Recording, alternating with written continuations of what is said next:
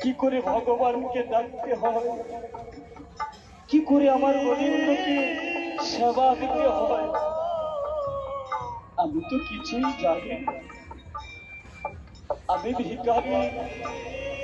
এখন আপনারা আমাকে আশীর্বাদ করবেন,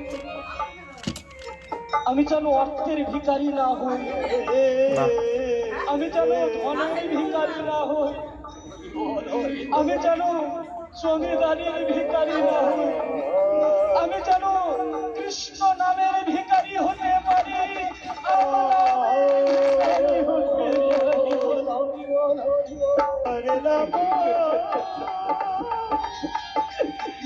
হে কৃষ্ণ,